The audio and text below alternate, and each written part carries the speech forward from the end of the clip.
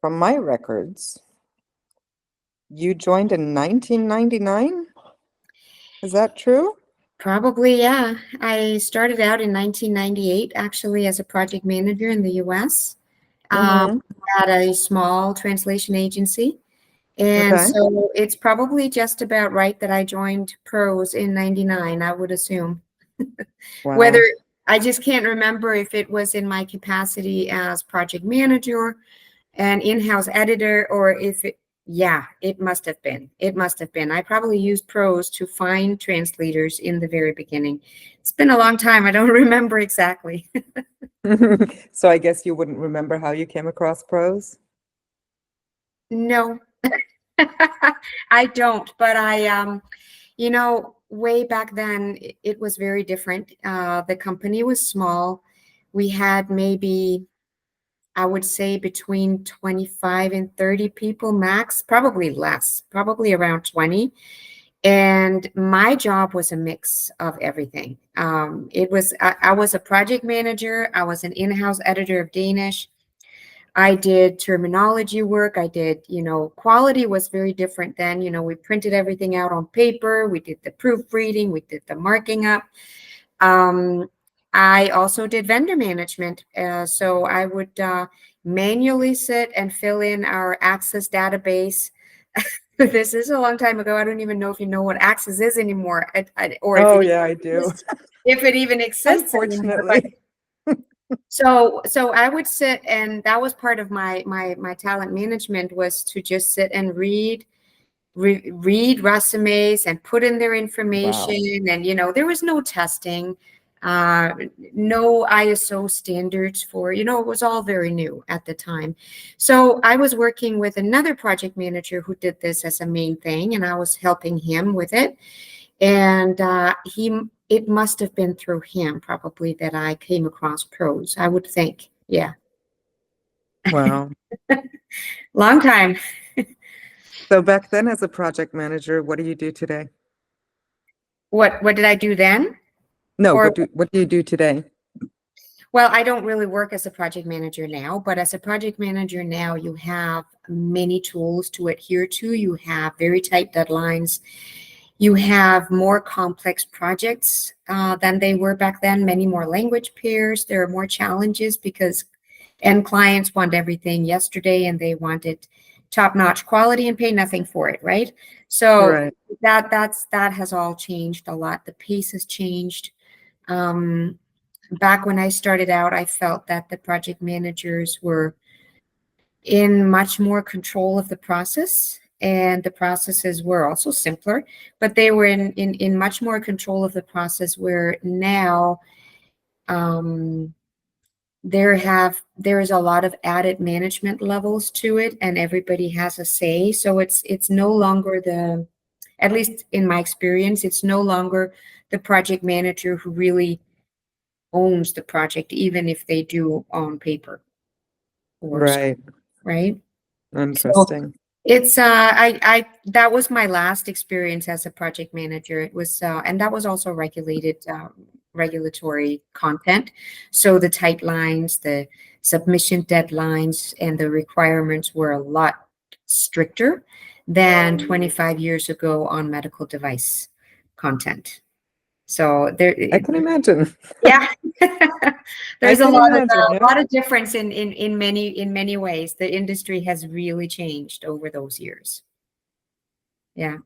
Would those be the most significant changes that you've observed?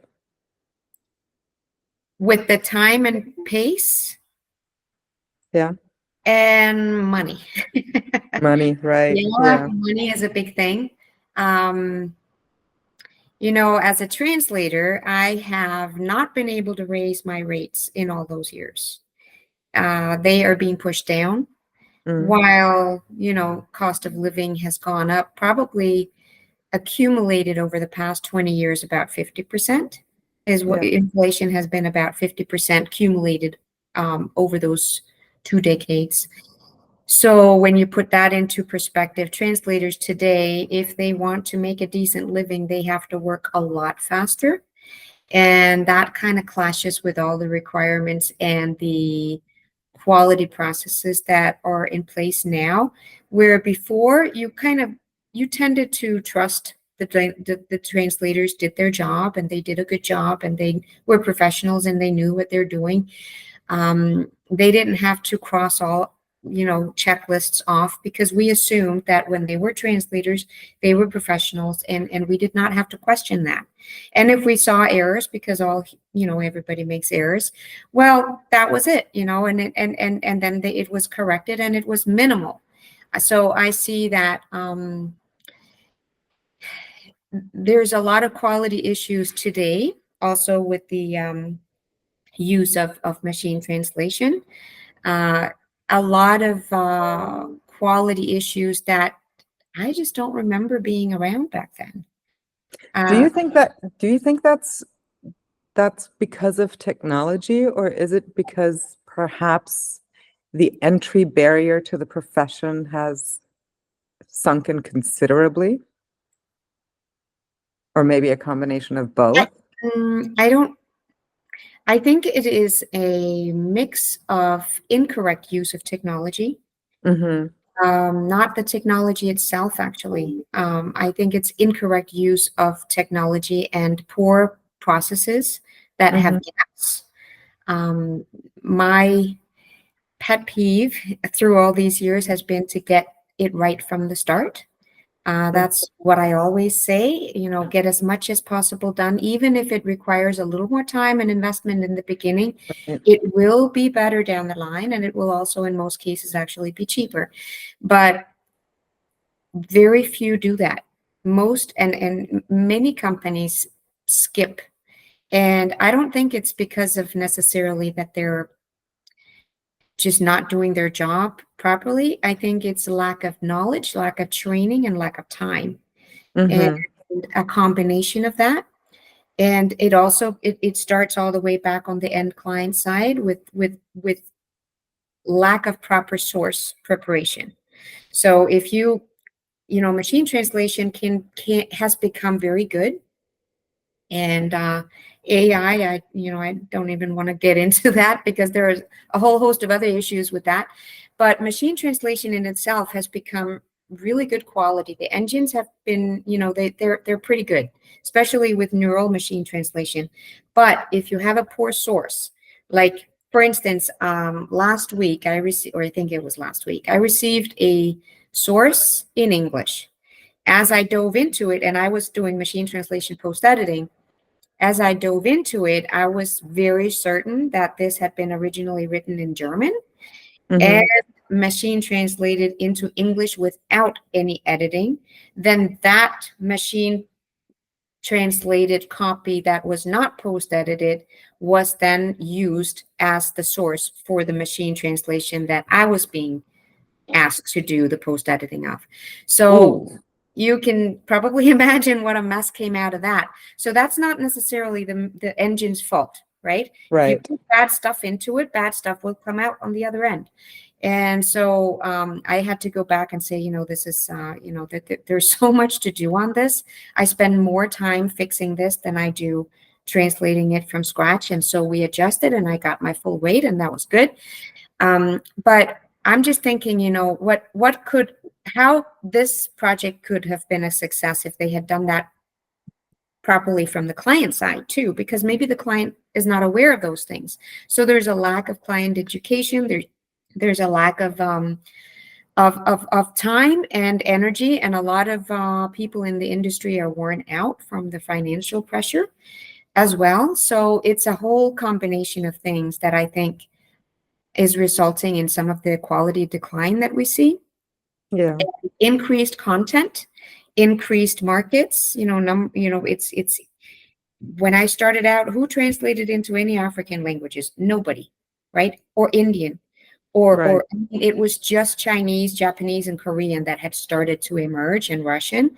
But that's, that was pretty much it.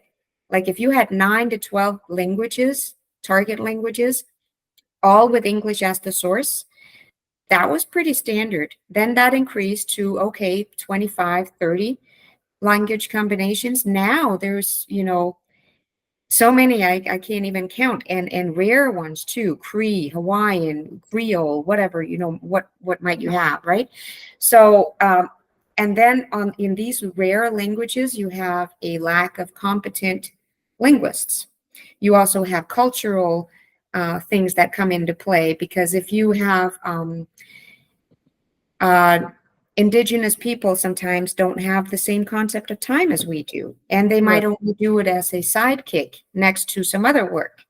And so you have all kinds of other issues that play into it as well. But the end clients, they want their stuff, they want it now, and they want high quality, and they don't always understand that with that fast propelling of increase into different markets and language combinations, there is a lack of people who can actually do the work. And so right now there's this AI hype going on. Hype, in my view. I think a lot of others love AI. I don't so much. And AI is probably a very good quality if you translate into English. Mhm. And if you don't have to work with a lot of different linguists, and you don't work on the same content that is going through different LSPs, so you can actually sit there and train with your own mind, and nobody's coming in to train it in a different way at a later time. But if you translate into other languages that are not like the main major big ones, AI still has a lot to to wish for. And again, this is something that I think a lot of clients don't realize, and probably a Yep. lot of LSPs too, and a lot of project managers and decision makers in the industry don't necessarily think about those things, Yep. right? I So, agree. like with machine translation, it's being used to pressure the rates down, but the quality is not, the quality does not match up with the requirements and the expectations and the dropped rates, you know? So that puts a lot of pressure on translators all over the world. I see them almost every day dropping out. Just in my language pair, one after the other saying, okay, I'm caving. I have not had enough work. I can't afford it anymore. I am going to change my career. I'm going to go on early retirement. I'm going to go on unemployment. I hear it almost every day. And it probably is not only in my language pair, I assume. I think it applies to a lot of so I don't mean to be a total downer here, but I No, no, I think no. that the industry is under a lot of pressure in different angles. And now I'm just talking. I agree in that we're not using our tools correctly. And I also Mhm. think that we're still catching up with technologies that came before the widespread application of AI and Right. even MT. Mhm. Like my other professional backbone, if you will, is in web design. And to Uh-huh. this day, I don't understand why people translate websites using Word documents. To me, that is so insane. It's like translating an app in a Word document, or even worse, in an Excel file or whatnot. Yeah. Where I'm like, those are not, you cannot get good results with that. And Mhm. and I think we have that with a lot of things. We're doing a very professionalized job in non-modern ways, if you will. I think any profession is always, has this element of gatekeeping in order to keep the status quo. And that's good because that's how you, or good in some ways, because that's how you keep expertise and quality and all that. And, that's good. Right. Um, but clinging to old ways while trying to catch up with the times, I just sometimes feel like our industry, and that's from the freelancer to the LSP and everybody involved in the supply chain. I just think we're still kind of behind all the possibilities that we would technically have. Um, but then again, those tech advances are not our domain, right? It's like asking a medical doctor, to keep up with the development of medical devices, right? That usually doesn't work. That's not the people who build those devices, right? So And I'm I sure that other professions have the same issues. And what worries me about AI is that half of us are so apprehensive about it that we're missing out a chance, and the other half of us is being too euphoric about it. And there's only a small group, that is like, okay, I understand what I don't understand. That's a good And point. that's And I think, where the yeah, magic lies. I think you're right. I think you're right. I think a lot of the apprehension, well, I think a lot of the apprehension comes from hesitancy because we see a lot of issues with it. We see a lot of things going wrong. From my personal view, I can't just like narrow in on AI in translation, which I think that a lot of people are doing. They're saying AI in translation. I tend to look at it as a humanity kind of thing because it's really changing. If AI will expand the way that it is currently projecting to expand all over the place, it is going to change humanity. It is going to For change sure. the way that we live our lives to a very, very high degree. And I don't necessarily think it's going to be a positive change. So that's my view on it. I think that a lot of people have different kinds of hesitations and apprehension in that respect as well. And then you have on the euphoric side, people who see a chance to speed up and earn more money.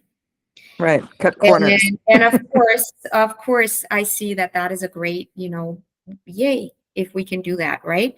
If we could do that, speed up and earn more money. I just don't think it's going to be that easy.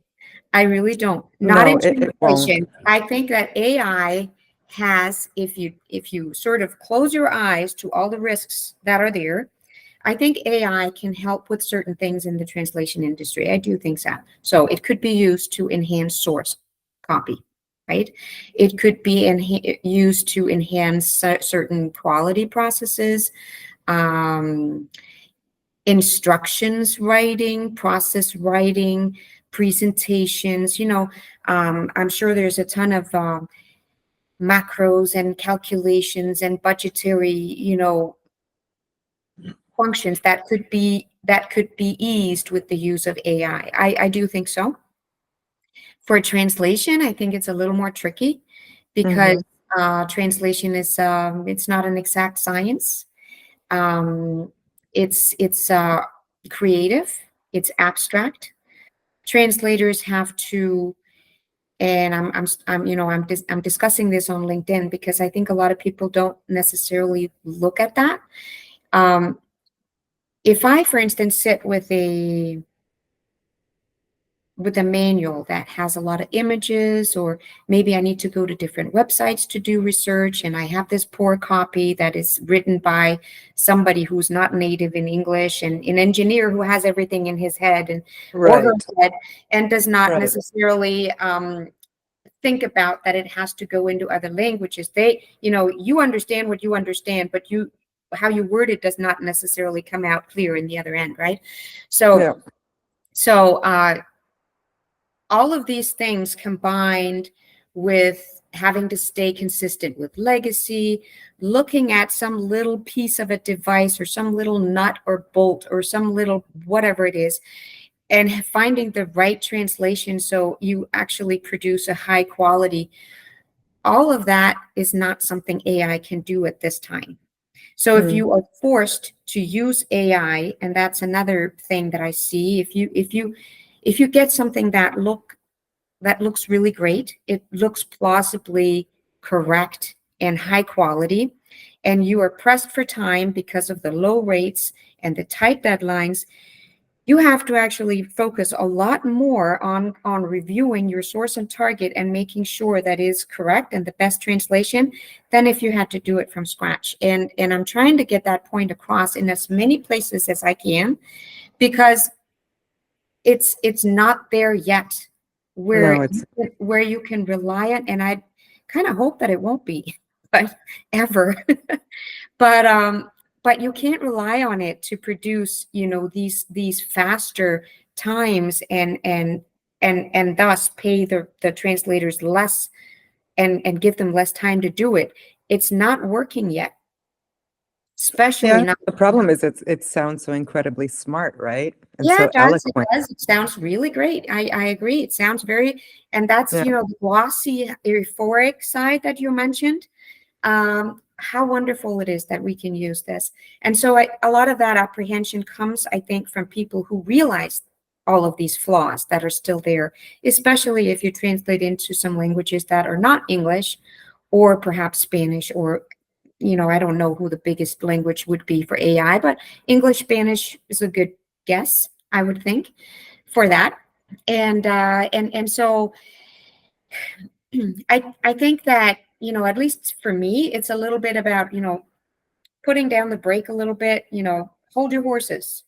Don't flip this entire industry upside down, knowing that there are risks and not knowing what it will turn into, Yeah. right? Yeah, exactly. Yeah. I recently read about, I don't even know where or why and in what context, but I came across the Gutenberg press. Uh-huh. And it got me thinking, this guy was sitting there building his little machine to print books, which then had this snowball effect, of people being more educated and knowledge being spread. And, I don't have to tell you what happened then, right? Right. And Yeah. now we have printers at home and we don't even use those anymore, right? Because it's out of unnecessary, right? Mm-hmm. So I'm thinking, as much as I love my job, and I've never held a job down longer than my freelance business as a translator, and that's Mm-hmm. over Right. 2 decades now. Yeah. Me as So I well. love what I'm doing, but I truly think it's not, maybe it's not going to be because of pricing and price pressure and whatnot, because I think there is a bigger picture for that, about the needs for end clients. Mm-hmm. Um, But I think at some point, not the next 10 years, probably not the next 20 years, I'm going to hazard a guess, but I think maybe in 50 years, they just won't need translation anymore, as a whole, because not because machines are smart, but who knows what this globalization is going to do to us, right? We're And all I'm gonna, not meaning that as a doomsday thing, not at no, all. no. I think it's just the evolution, and the further we get into the 2000s of this millennia, I think the faster these changes and adaptions to what humanity wants and needs are just going to happen. Mm-hmm. And maybe we're going to be like Gutenberg. I don't know. We're going to have our peak at some That, point. that is absolutely a potential outcome. Yeah. Um, and who knows, maybe it's going in that direction. I think with these changes, we're also going to see a change in how clients and LSPs and freelancers work together and the types Hmm. types of LSPs and freelance specialties that we are going to see. I could imagine that, because we've had over the last decade, especially, we've seen a lot of mergers and acquisitions. We've seen a lot of little guys being picked up by the big guys, sometimes a good thing and sometimes not. And I think that, well, we also see that big companies, big clinical research organizations or Google, Amazon, whatever it is, they have their own internal little LSPs, and some of Right. them work directly with freelancers. So that is one change that has grown. I have Um, lots of clients like that, actually. yeah, and that kind of works, somewhat, at least for a lot of them it does, and for some Hmm. less. But I think we're also going to see a change in requirements. Like, we're going to have, I think, end clients that really want that white glove treatment, and they want the human element. They want to make sure, they want the control of their content. They want to have close contact with everybody involved. They want to be service top notch, and then they Right. pay a little more for that. And then splitting that out maybe in the big agencies that are, the one-stop solution for everything. But because of the high management levels and the many management levels, they have to use cheaper freelancers. They can't deliver that same white glove. They might be able to deliver a whole solution, but maybe not to those same white glove standards. And so they will do everything. And you might have some LSPs that say, okay, we only do life sciences, or we only do gaming, or we only do, but then we give you the gold standard, right? And work with the best freelancers for that, whether it's being reviewing of AI produced content or not, then you still have to have humans in that Right. Yeah. in that process. And maybe that changes, in 50 years, and if I'm lucky, I'll be dead by then. But Love your sense of humor. I'll see you on the other side. right. I'll sit on a cloud somewhere and look at everything going on. But yeah, maybe I don't know. It can take many turns. Maybe AI is becoming such a threat to humanity that somebody with a brain will decide to blow the servers up. I don't know. I can be pretty pretty rough in my language sometimes in the pictures that I paint. I'm sorry for that. But so I guess it can go down many routes. It can take, and that's the thing. We have no idea. We can project, we can guess, we can assume, but none of us really know what is this going to look like in even 5 years. We see what has happened in the last 5 years, a lot, Crazy. right? Yeah. What is that going to look like in another 5 years, right? Nobody knows. I like your idea with the big agencies doing that whole white glove thing. I think it's going to go in the other Other way. direction. No, other All way. I think the little ones are going to do the white glove, and They're going to team up. The the little big ones ones are are going going to to do team up. everything, Right. and the Yeah. little ones are going to specialize. That's what I think. We talked about the language industry in the past 2.5 decades and Mhm. what we think it might be in the next 25 or 5 or 10. Yeah. Would you say, and this is not prose fishing for compliments, just wondering, would you say that prose has helped you in any way during your career? Absolutely. Yeah, it has. Yeah. As a project manager first, it helped me, and every time I went back to be a project manager, because I did it like on off, kind of with translation as well. Every time I've gone back, I've used prose to some level of to find linguists that I needed as a project manager. As a translator, I've gotten a fair number of clients over the years through prose. I've also gotten some that were turned out to be scammers, but or really poor quality Mm-hmm.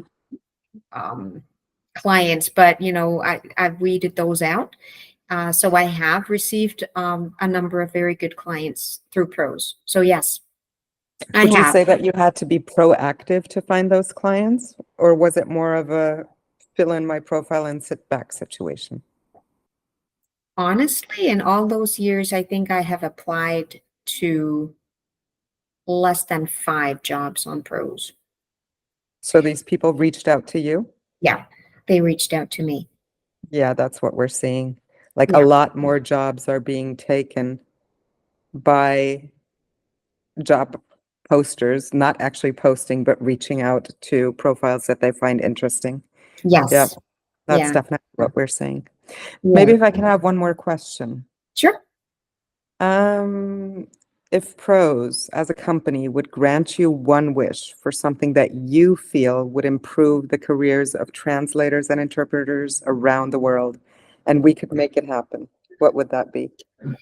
Diversify rates. Okay. So if I go into prose and I look at what is the average rate reported by linguists for my language pair, it is lower than what I started out with 25 years ago. And it has become the gold standard And the Mhm. more people, and that includes everybody. It includes people who are just graduating. It includes people who are doing very general stuff that does not require any kind of expertise. And it also includes very highly specialized linguists in a certain niche. It could be life sciences like myself. It could be financial, legal translation, or whatever it might be that requires a lot of training and experience over the years. I don't think it is fair to just set the bar at the same for everybody. I think Mhm. that the more experience, the better feedback and quality feedback you get from your clients, the better reviews you get, the more specialization and training you have. I think it's fair that those translators have higher rates. And when you go in and look at average rates, if you could go in and look at diversifying it per sector, life sciences, financial, legal, whatever have you, gaming, then you would get a clearer picture. You would get a more fair picture, and it would be less easy for people to dump prices, because I'm not going to work for 6 US cents per word for translation, Right. just because somebody who is just graduating from college and living in Thailand can offer that, right? Right. So, and I think maybe you could also specify and diversify even more into where that person is located, even though I don't even know what that would matter, because everybody can reach the same audience online, right? So, Right. but still, I think a diversification like that, and specifying also years of experience, add that in there as well. Do you have less or more than 5, less or more than 10 years of experience? Stuff like that could help set fair rate averages, so that the companies can't just go in and see, hey, looky here, this is the average, and we're not paying more than that. Or we will, of course, keep your rates if you want them in there. But if you want work from us, you probably have to drop your rates, right? Yeah. That's actually a good point. We're Mm-hmm. currently in the process. Actually, I can say it because I've seen it with my own eyes. We're in the process of redesigning the platform, Mm. and we're assessing different features, and that's definitely something I will be taking to the dev team. Thank you so much. I Thank you so appreciate much for your I time. appreciate that.